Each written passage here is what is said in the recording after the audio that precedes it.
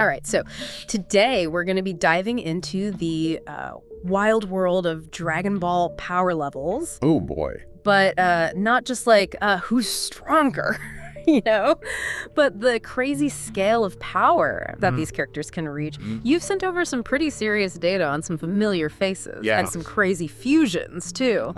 Let me tell you, we're talking about numbers that'll make your head spin today. It's why, I mean, what I find so fascinating about power levels is that they're not just like some random number, Right. Like they represent like the potential for destruction that these characters have. Yeah. And when we look at the numbers, I think you'll see how quickly things escalate. Yeah, so today we're going to be breaking down the individual power levels of Daiko, EMEWD, Escanor, Escaro, Mercer, and Willbur.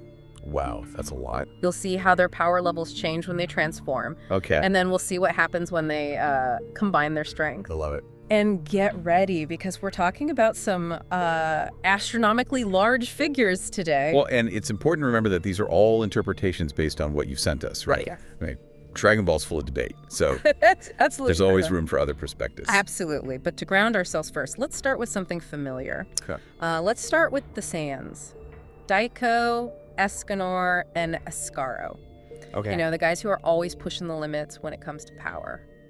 Yeah, it's interesting, right? Because these three Saiyans, even with familiar transformations like Super Saiyan God, Super Saiyan Blue, they reach such drastically different power levels. Right. Take Daiko, for example. Yeah. His Super Saiyan Blue evolution Kaioken times 10 million is a staggering 56 million. That's right. That's, for those keeping score at home, a 56 followed by 30 zeros. And just to break that down for people, that's the already immensely powerful Super Saiyan Blue. Right. Pushed even further by the Kaioken technique, which multiplies his power level. Right. And in this case, by a factor of 10 million. Exactly. So it really highlights just the exponential growth potential of these Saiyan transformations. But then we look at Escaro, who with his angelic ultra instinct, Kaioken times infinity, reaches infinity. Hold on, infinity? Like, doesn't that kind of break the whole concept of, power levels? How can you even measure infinity? That's where I think it gets so philosophically interesting, right? Okay. Because the idea of infinite power, in a narrative sense, is a paradox. Okay. Right? It suggests unlimited potential. Yeah. But then the question becomes, how can that possibly be contained within the laws of physics as we understand them? So how do you fight someone with infinite power? That might be a question better left for philosophers than fighters. Right. But it does raise some questions about the boundaries of power in the Dragon Ball universe. Right. Okay, well, moving on from the potentially infinite, let's talk about Mercer, the Arcosian. Okay. And Willbur, the Majin. Okay. They've got some unique abilities that aren't tied to Saiyan transformations. Right, so Mercer's transformation, Pure Gold and Absolute Flame, those reach incredible power levels. Yeah. I mean, we're talking 200 quintillion and 10 nonillion respectively. Wow. And these forms, these seem to be tied to his Arcosian heritage, drawing on a unique energy source that's different from the Saiyan's ki. Right, and then you have Willbur, the Majin. Right. The guy who gets a massive power boost by absorbing others. And he even absorbed Daiko at one point. I forgot about that. His power level jumps to a whopping 30 septillion after absorbing Daiko. Jeez, it really makes you wonder, how does absorption compare to fusion when it comes to increasing your power level? Yeah, because we see fusion used all the time, but absorption's a little bit more of a wild card. Yeah, it's like the difference between, mixing ingredients for a gourmet dish versus just tossing everything in a pot and hoping for the best. Exactly. Fusion seems to create this more synergistic and stable increase in power. Okay. While absorption seems to be more about adding raw power, which can be unpredictable and harder to control. That's a great point. Yeah. It seems like there are multiple paths to power in the Dragon Ball universe, each with their own advantages and disadvantages. And that's what makes it so compelling, right? Right. There's no single formula for being the strongest. Right. Each character has to find their own way, and I think that's what's so fascinating, to see them kind of push their own limits. Absolutely. Speaking of pushing limits, let's talk about EMEWD. Okay. The five-way fusion of Escaro, Mercer, Escanor, Willbur, and Daiko. All those guys. Wow. Even in their base form, they clock in at an incredible 38 quatuor vigintillion. And that's just the beginning. Yeah. We're talking about 5 incredibly powerful individuals Yeah. combined into one being. Right. I mean, the potential is almost off the charts. So let's dive into the craziness of EMEWD's transformations. Okay. You sent me some data on their Super Saiyan forms. Yeah. And let me tell you, these numbers get absolutely wild. They get wild. So their Super Saiyan form comes in at 1 quinvigintillion 900 quatuorvigintillion. It's a mouthful. Wow, that's a lot of syllables. It is. Their Super Saiyan 2 is 3 quinvigintillion 800 quatuorvigintillion. Goodness. And their Super Saiyan 3 form is 15 quinvigintillion 200 quatuorvigintillion. Wow. Each transformation is just this massive leap in power. It's like they're shattering the limits of what we even thought was possible. Right. You know how iconic the Super Saiyan transformations are? Right. But these guys are taking it to a whole other level. Absolutely. But remember, they also tap into mastered Ultra Instinct, Ultra Ego, and even a combined form of both, reaching power levels that are almost incomprehensible. Almost? But it's their most powerful state that really blows my mind. Okay.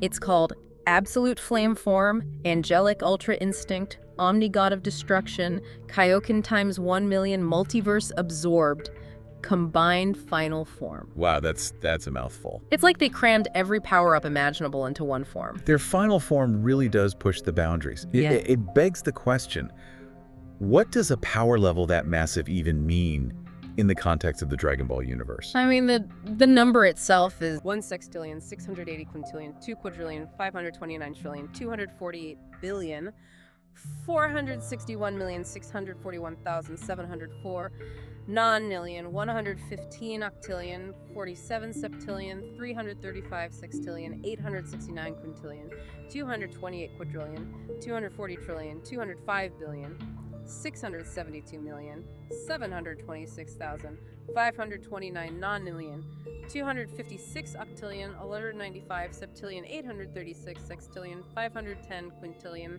655 quadrillion, 775 trillion, 454 billion, 403,720,180 octillion, 950 septillion, 72 sextillion, 129 quintillion, 443 quadrillion, 147 billion, 973 million, 797,371 nillion, 142 octillion, 846 septillion, 577 sextillion, 403 quintillion, 35 quadrillion, 585 trillion, 581 billion, 194 million, 915,197 nonillion, 485 octillion, 56 septillion.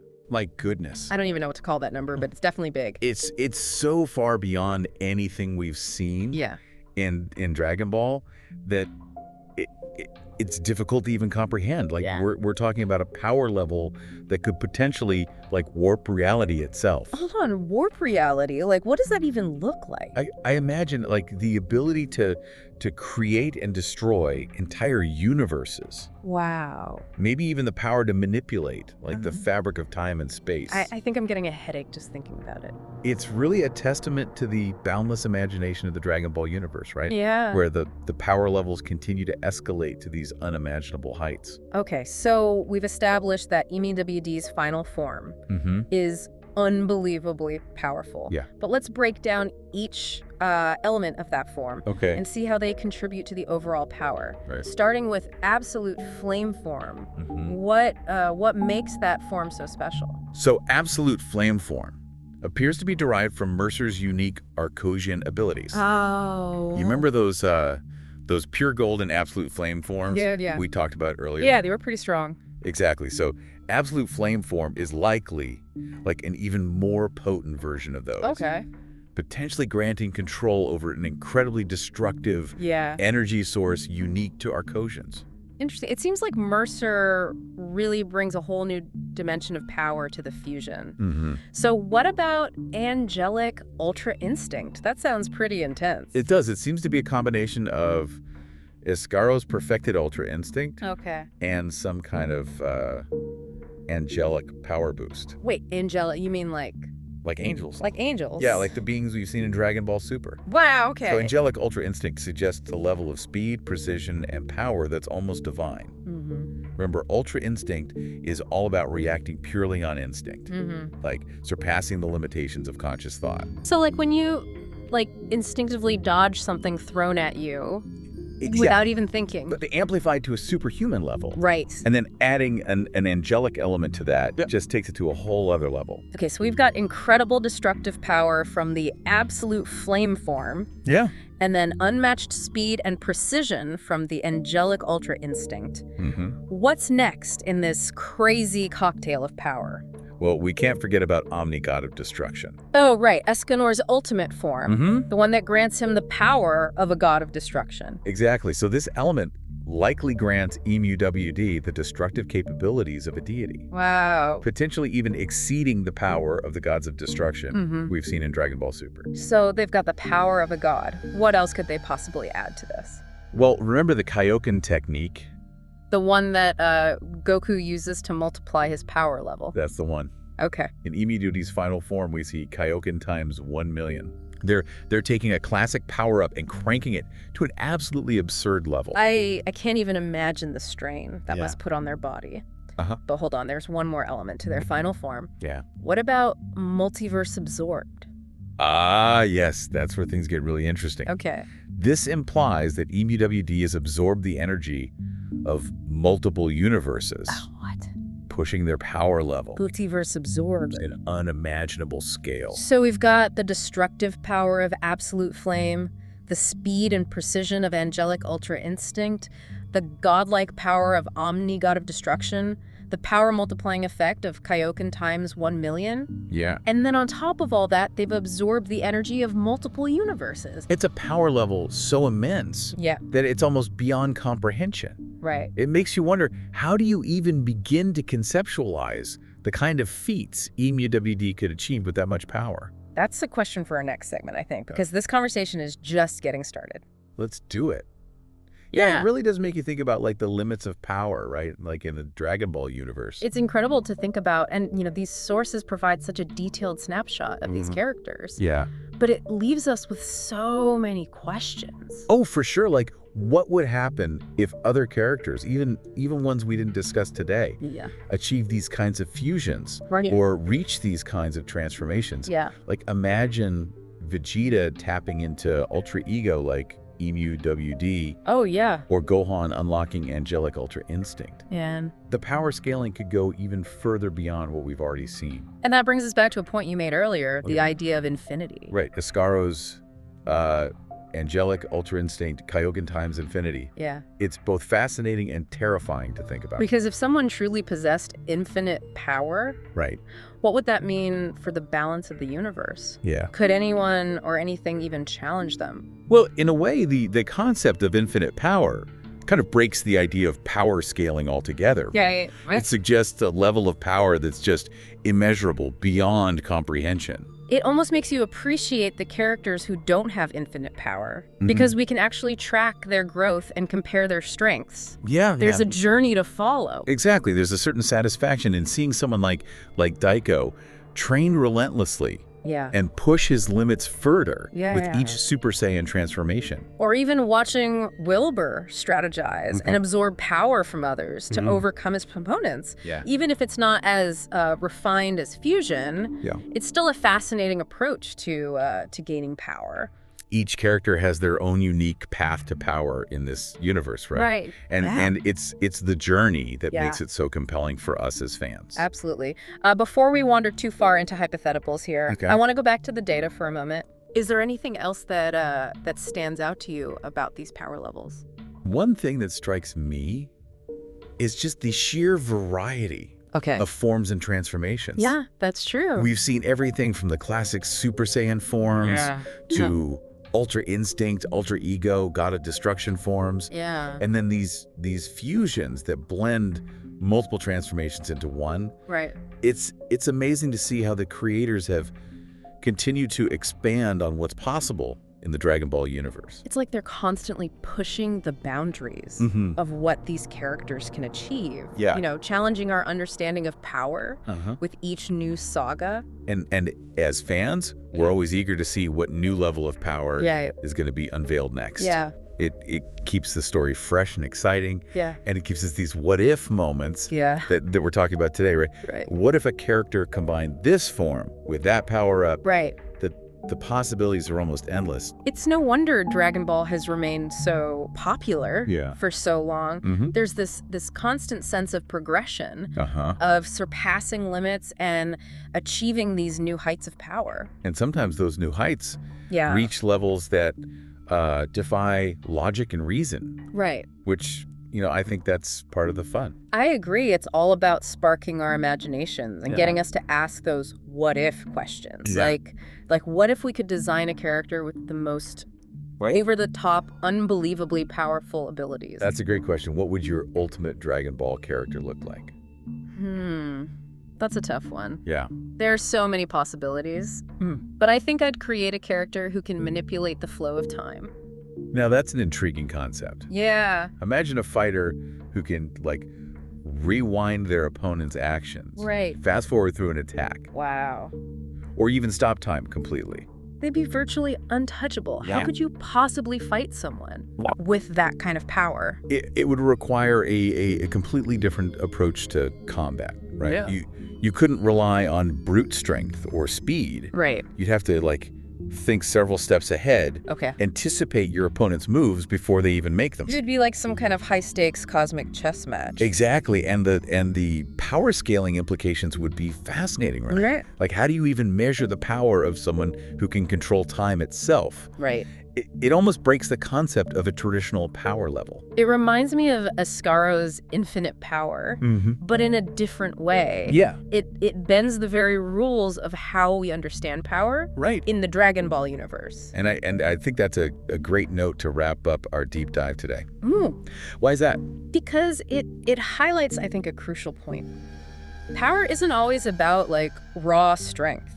Or energy blasts, right? Okay. It could be about strategy, about mental acuity, about the ability to manipulate fundamental aspects of reality. So sometimes the most powerful abilities are the ones that go beyond our current understanding of how the universe works. Exactly. And that's a pretty profound idea to consider. Yeah. Even beyond the world of Dragon Ball. Well, I think you've given our listener a lot to ponder today. And hopefully it's sparked their imagination to think about the many forms that power can take, right? Speaking of imagination, we want to hear from you, our listener. Oh, yeah.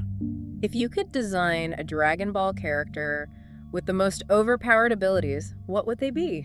Tell us in the comments or send us a message. Yeah. Maybe we'll do a deep dive on listener-submitted power levels next time. Yeah. It's a fascinating thought experiment. Isn't it? To create a being with unimaginable power.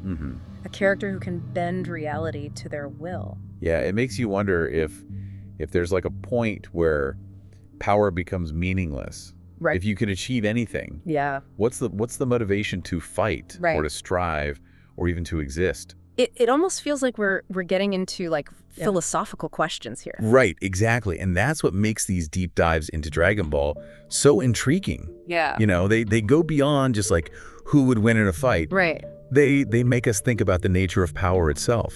And how power can be a source of corruption or inspiration. It can even be a path to self-destruction. Look at someone like Frieza.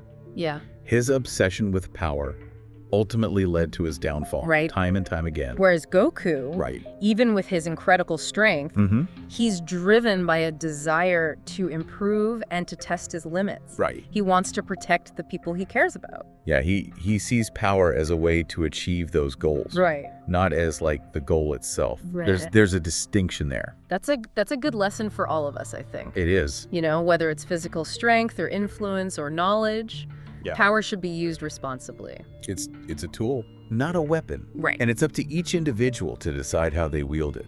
Absolutely. So as we wrap up this deep dive into these incredible power levels, what's the key takeaway you hope our listener walks away with? I think the most important thing to remember is that power is relative. Oh, God. What might seem overwhelmingly strong in one context might be completely insignificant in another. You're right. A power level of 1,000,000 might make you the strongest person on Earth. Yeah. But in the grand scheme of the Dragon Ball universe, right, it barely registers on the radar. And even within the Dragon Ball universe, the standards of power are constantly evolving. Right. What was considered godlike power in one saga Yeah. might be completely surpassed by a new transformation in the next. So the pursuit of power is never ending. In a way, yes. Okay. But that doesn't mean it's meaningless. The journey becoming stronger, of overcoming challenges and pushing past your limits. That's what truly matters. It's about the growth, the struggle, the determination to become the best version of yourself.